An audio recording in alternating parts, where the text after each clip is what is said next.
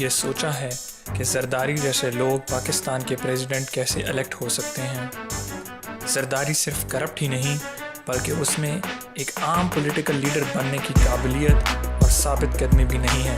پاکستان کی 90% عوام اس سے نفرت کرتی ہے، پھر بھی پیپلز پارٹی نے اس کو نہ صرف پریزیڈنسی کے لیے نامزد کیا بلکہ اس کو پریزیڈنسی سے ہٹانا بھی نہیں چاہتے۔ کیسے ممکن ہے کہ نواز شریف جیسا لیڈر جو 2 دفعہ حکومت بنا کر بری طرح فیل ہو چکا ہے اور ملک کا غدار قرار دیا گیا، اس کے بعد بھی لوگ اسے پسند کرتے اور الیکٹ کرنے کو تیار ہیں؟ یہ کیسے ممکن ہے کہ کراچی کے ٹارگٹ کلنگ میں MQM کے سپورٹرز خود اپنی پارٹی پر شک کرنے پر مجبور ہو جاتے ہیں؟ اس سب سے یہ ظاہر ہوتا ہے کہ ہمارا الیکشن کا سسٹم ہی ناقص ہے جسے طاقتور لوگ فائدہ اٹھاتے ہیں۔ کسی بھی ڈیموکریسی کی بنیاد صاف اور شفاف الیکشنز ہیں، لیکن پاکستان میں کوئی الیکشنز نہیں ہوئے جن میں دھاندلی نہ ہوئی ہو۔ ایسے علاقے جن میں سردار یا وڈیرے راج کرتے ہیں وہاں پر صاف الیکشن ہونا ممکن نہیں۔ ہمارے ہاں ایک ووٹر ووٹ ڈالنے سے پہلے کیا سوچتا ہے؟ کسی بھی پارٹی کے فیل ہونے کے باوجود وہ پھر سے الیکٹ کیسے ہو جاتی ہیں جبکہ عوام ان کو پسند نہیں کرتی؟ ہماری پارٹیز نے ایک ایسا سسٹم بنا لیا ہے جو کسی بھی نئی سیاسی جماعت یا قوت کو اپنا ہنر آزمانے کا موقع نہیں دیتا۔ سیاست میں آنے کا واحد ذریعہ ہے کسی بھی کرپٹ پولیٹیکل پارٹی کا حصہ بن جانا اور اپنی شناخت بھول جانا۔ جنرل ضیاء کے زمانے میں نسل کی بنا پر ووٹس دیے جانے کی بنیاد رکھی گئی، اور یوں ہمارے الیکشن سسٹم میں ایک اور مسئلہ نظر آتا ہے۔ کچھ لوگوں کا خیال یہ بھی ہے کہ پاکستان میں الیکشنز آرمی اور انٹیلیجنس ایجنسیز کے زور پر ڈیسائیڈ ہوتے ہیں، تو ووٹ ہوں یا نہ ہوں الیکٹ تو وہی ہوتا ہے جسے وہ کرانا چاہتے ہیں۔ ووٹر کی نظر میں اس کا ووٹ معنی نہیں رکھتا ہے۔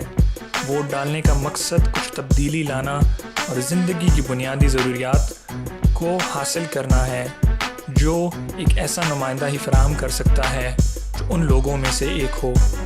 پاکستان میں سب سے پہلے قومی سطح کے الیکشنز 1951 میں ہوئے۔ تب سے لے کے آج تک الیکشنز میں دھاندلی نے پاکستان میں جمہوریت کو مضبوط نہیں ہونے دیا، جس کی وجہ سے کبھی سیاسی استحکام اور جوڈیشری بھی مضبوط نہیں ہو پائی۔ غیر جمہوری اقدامات نے بہت سارے ادارے جیسے کہ الیکشن کمیشن آف پاکستان کی اہمیت کو کم کر دیا ہے۔ پاکستانی الیکشن سسٹم کو سمجھانے کے لیے ضروری ہے کہ حکومت بنانے والے مختلف حصوں کو سمجھا جائے۔ پاکستان کی پارلیمنٹ صدر پاکستان اور 2 ہاؤسز پر مشتمل ہے جن میں نیشنل اسمبلی اور سینٹ شامل ہیں۔ الیکشن کمیشن آف پاکستان کی ذمہ داری ہے کہ وہ ہر 5 سال کی مدت کے بعد ملک میں قومی اور صوبائی اسمبلی کے الیکشنز کروائیں۔ قومی اور صوبائی اسمبلی کے ممبر ان انتخابات میں اپنے حلقوں میں سب سے زیادہ ووٹ حاصل کر کے سیٹ جیتتے ہیں۔ قومی اسمبلی میں عورتوں اور اقلیتوں کے لیے بھی سیٹیں مقرر کی گئی ہیں۔ سینٹ کے ممبر قومی اور صوبائی اسمبلی کے کامیاب امیدواروں میں سے چنے جاتے ہیں۔ صدر پاکستان کو منتخب کرنے کے لیے سینٹ، قومی اور صوبائی اسمبلیوں کے ممبران ووٹ ڈالتے ہیں۔ صدر ہر وہ شخص بن سکتا ہے جو مسلمان، کم از کم 45 سال کا ہو اور قومی اسمبلی کا ممبر بننے کی کوالیفیکیشن رکھتا ہو۔ پاکستانی الیکشن سسٹم کو بہت سی اصلاحات کی فوری ضرورت ہے۔ ہر سال جعلی ووٹر لسٹ سے دھاندلی کی جاتی ہے۔ نہ صرف ووٹ ڈالنے کا طریقہ ناقص ہے بلکہ کسی سیٹ پر لڑنے والے سیاسی نمائندے بھی چیک نہیں کیے جاتے کہ کیا وہ ایک سیٹ حاصل کرنے کی قابلیت رکھتے ہیں۔ ضرورت یہ ہے کہ الیکشن کمیشن آف پاکستان کو مضبوط بنیاد فراہم کی جائے۔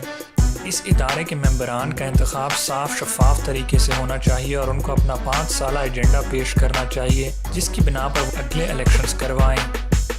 پاکستان کا الیکشن سسٹم کسی بھی ملک کے الیکشن سسٹم کی طرح بہت ہی گمبھیر ہے۔ آج کی یوتھ اور عوام کے لیے ضروری ہے کہ وہ مایوس نہ ہوتے ہوئے سب سے اہم کام ضرور کریں، جو ہے ووٹ ڈالنا۔ ظاہر ہے کہ ایک سسٹم کو ایک دن میں تبدیل کرنا ممکن نہیں، لیکن یہ پہیہ یوں ہی آگے چلتا رہے گا اگر اس کی ڈائریکشن کو تبدیل نہ کیا گیا۔ ان پڑھ عوام کچھ عرصے میں تعلیم تو حاصل نہیں کر سکتی، لیکن ان کو بہتر فیصلہ کرنے میں مدد کی جا سکتی ہے تاکہ وہ اپنا ووٹ استعمال کر کے قومی اور صوبائی سطح پہ اپنی نمائندگی چن سکیں، چاہے وہ ایک کسان، مزدور یا عام آدمی ہی کیوں نہ ہو۔ اگر ہم ووٹ ہی نہ ڈالیں تو تو ہمیں یہ حق حاصل نہیں کہ ہم الیکشنز کے بعد بیٹھ کر کسی حکومت کے اقدامات پر تنقید کریں. یہ ہمارا ووٹ اور ہماری کوشش ہی ہے جو شاید ایک روز عوام کے ایک ایسے نمائندے کو وہاں تک پہنچا دے جہاں وہ ملک کی بہتری کے لیے کام کر سکے. الیکشن کمیشن آف پاکستان 22 اگست سے 30 ستمبر 2011 تک ووٹر رجسٹریشن کی کیمپین چلا رہا ہے. اس دوران ان کے منتخب نمائندے آپ کے گھر آ کر آپ کے ووٹ کی رجسٹریشن کی تصدیق کریں گے. اگر آپ کا ووٹ رجسٹر نہ ہوا ہو تو آپ اپنے نئے کمپیوٹرائز شناختی کارڈ کے ذریعے اپنا ووٹ رجسٹر کروا سکتے ہیں. اپنا ووٹ رجسٹر کروائیں تاکہ آپ آنے والے الیکشن میں ووٹ دے سکیں.